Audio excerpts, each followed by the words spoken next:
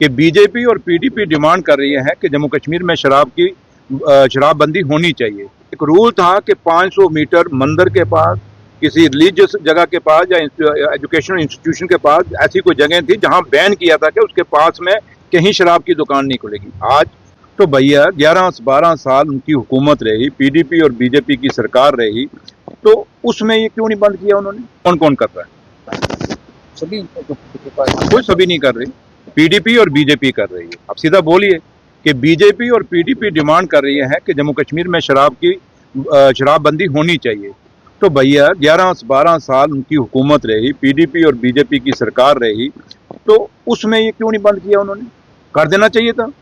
हमें क्यों बार बार पूछते हैं कि भाई बंद कर दो, बंद कर दो। और दूसरी बात कि आज ठीक है, जब हमारी सरकार 2014 से पहले थी उसमें कितनी वाइन शॉपें थी, एक डाटा आप निकाल दें। और फिर जब 11-12 साल जो 2014 के बाद जम्मू कश्मीर में सरकार रही, वो बीजेपी और पीडीपी की सरकार रही, उसके बाद कितनी वाइन शॉपें खुली। ये जितनी एवरी नूक एंड कॉर्नर पे शराब की दुकानें खुली हैं, आप देखें कितनी खुली हैं। आज हालात ये हैं कि एक वक्त था जब 2014 से पहले जो उमर अब्दुल्ला सरकार थी, कांग्रेस के साथ कोलिशन में थी, उस समय ये एक रूल था कि 500 मीटर मंदिर के पास, किसी रिलीजियस जगह के पास या एजुकेशनल इंस्टीट्यूशन के पास ऐसी कोई जगह थी जहां बैन किया था कि उसके पास में कहीं शराब की दुकान नहीं खुलेगी। आज आप देखें कहां कहां शराब की दुकानें खुली। ये पूरे जितने भी आज जो आउटलेट जो हैं शराब के, आप मुझे बताएं किसके दौर में आए? वो लोग जो बीजेपी आज खप डाल रही है शराबबंदी के लिए, वो पीडीपी जो खप डाल रही है शराबबंदी के लिए। इसलिए आज मुझे लगता है कि ये जो बात उछाली जा रही है, ये वो लोग जो बार बार ये कह रहे हैं शराब को बंद किया जाए, शराब को बैन किया जाए, और जिन जिन स्टेटों में बैन हुई, क्या वहां कालाबाजारी कितनी हुई?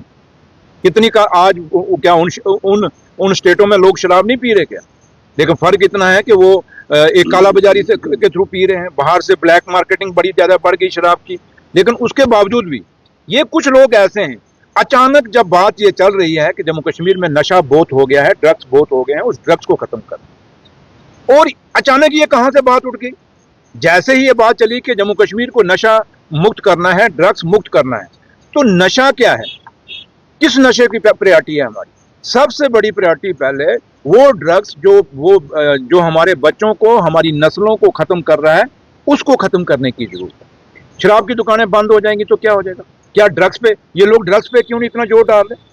इसका मतलब ये वो कुछ ऐसे लोग हैं जो ड्रग्स से लोगों का ध्यान हटा के शराब की तरफ मोड़ रहे हैं, ताकि शराब की तरफ लोग पब्लिक जो हो जाए और नशे से फिर पीछा छूट जाए। लेकिन मैं लोगों से, आप लोगों के चैनल के माध्यम से लोगों को अपील करूंगा, ये वो लोग, चंद लोग हैं जो आपके बच्चों को ड्रग्स में घुसेना चाहते हैं, जो चाहते हैं कि ड्रग्स जम्मू कश्मीर में फैले, और वो आप लोगों की अटेंशन डाइवर्ट करके शराब की तरफ लगाना चाहते हैं। शराब को जम्मू कश्मीर में आज पी जा रही है क्या? लेकिन जो हालत आज हमारे बच्चों की है, जो नहीं, मैं कह रहा हूँ, जो बैन की बात नहीं, आज की डेट में आपको प्रायोरिटी तय करनी पड़ेगी कि पहले ड्रग्स बंद करना है या शराब बंद करनी है। इसलिए नशा किसी के रूप में भी हो, अगर दोनों बंद करें, सुनिए, मैंने कहा नशा किसी भी रूप में हो, चाहे वो ड्रग्स के रूप में है, चाहे वो शराब में है, वो बुरा है। लेकिन मैं ये बार बार कहता हूं कि शराब के फेवर में हम भी नहीं है, बट हम ये कहते हैं कि पहली प्रायोरिटी, आप जब आज शराब की तरफ आप लोगों को अटेंशन डाइवर्ट कर रहे हैं, कहीं ना कहीं कुछ लोग जो पुलिस में भी ऐसे हैं, जो या कुछ ऐसे लोग हैं जो सियासत में भी हैं, या दूसरे लोग हैं जो लोग नशे के साथ, कारोबार के साथ जुड़े हुए हैं, आप उनको एस्केप दे रहे हैं, एक अच्छा ऐसा रास्ता दे रहे हैं जिनका उनका टेंशन डाइवर्ट करा रहे हैं। इसलिए मेरा मुद्दा ये है, इसलिए समझने की जरूरत है, नशा किसी भी, चाहे अब मेरा बेटा, मैं कभी नहीं चाहूंगा वो शराब पिए, ड्रग्स तो बड़ी दूर की बात है, मैं खुद नहीं चाहूंगा मेरा बेटा कभी शराब पिए, कोई माँ बाप नहीं चाहता मेरा बच्चा मेरी बेटी शराब पिए। इसलिए ये सवाल मत पूछे कि मैं फेवर में हूं या नहीं फेवर में। बात यह है कि प्रायोरिटी क्या है। इसलिए सबसे बड़ी प्रायोरिटी ये है आप लोगों की और हम लोगों की और पब्लिक की, कि इसमें हमें ड्रग्स को रोकना होगा, और सबसे पहले ड्रग्स जब खत्म हो जाएगा, ड्रग्स रुक जाएगा, उसके बाद शराबबंदी उमर अब्दुल्ला मिले अभी अमित शाह से, और स्टेट कोर्ट की मांग दोबारा की, और उस पर कटाक्ष कर रही है बीजेपी। कह रही है कि भाई आप लोग क्या कर रहे हो, पिछले 1.5 साल से आपके पास पावर है, आप तकरीबन 92% पावर है। कौन सी बीजेपी की बात कर रहे हैं आप? कहाँ की बीजेपी? मतलब जम्मू कश्मीर बीजेपी या जम्मू कश्मीर? हिंदुस्तान के होम मिनिस्टर को जब उमर अब्दुल्ला साहब मिले, और जब उमर अब्दुल्ला साहब को वो मिले, और मुझे ये बताएं क्या अमित शाह साहब ने कहा जो सवाल आप कह रहे हैं, क्या नरेंद्र मोदी साहब ने कहा जो हिंदुस्तान के ऑनरेबल प्राइम मिनिस्टर है, या हिंदुस्तान के बीजेपी के जो नेशनल प्रेसिडेंट हैं, क्या उन्होंने कोई बयान दिया? अब रही बात जम्मू कश्मीर बीजेपी, मैंने आपको एक बार कहा था ये घर से लड़के आते हैं और गुस्सा आके निकाल देते हैं आपके सामने, बस और कुछ नहीं है। ओ भैया घर में अगर तो आप, मैं इनके घरों में अपील करूंगा इनको थोड़ा घर में मत डांटा करें, ये जब वहां से गुस्सा होते हैं तो यहाँ आके हमसे गुस्सा निकालते हैं। और बाकी बीजेपी को कौन पूछ के, क्या जब स्टेट तोड़ा था, आपको याद होगा यार, जब 2019 में सरकार गिरी थी बीजेपी और पीडीपी की, यहाँ से बीजेपी के एमएलए सारे खुशी खुशी गए थे कि हमें दिल्ली बुलाया गया है, खाने में बुलाया गया, तो कैसे खुश होके गए थे मंत्री वगैरह कि हम वहां होम मिनिस्टर साहब को मिलने आए।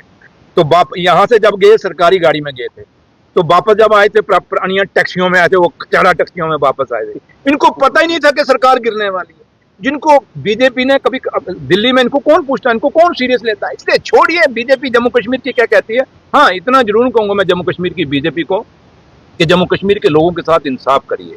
जितनी जिम्मेवारी नेशनल कॉन्फ्रेंस की है या उमर अब्दुल्ला सरकार की है, उससे दुगनी जिम्मेवारी आपकी है, क्योंकि आपकी सरकार दिल्ली में है। और ये स्टेट का दर्जा और स्पेशल स्टेटस का दर्जा अगर बहाल होना है तो दिल्ली से होना है, ये जम्मू कश्मीर की सरकार ने बहाल नहीं करना। तो इसलिए मैं जम्मू कश्मीर की बीजेपी को कहूंगा कि आप लोगों को मत गुमराह होइए, और मैं आप लोगों से भी अपील करूंगा कि आप लोग ये सवाल हमें पूछने के बजाय बीजेपी पे ज्यादा स्ट्रेस दें तो ज्यादा अच्छा अगर उन्होंने कहा कि आप पीडीपी और पीसी जो है कैबिनेट के ऊपर इल्जाम लगा रही है कि एक ऑफिसर के ट्रांसफर करने के लिए इतनी रकम मांगी जाती है, कौन कह रहा है? पीसी और पीडीपी।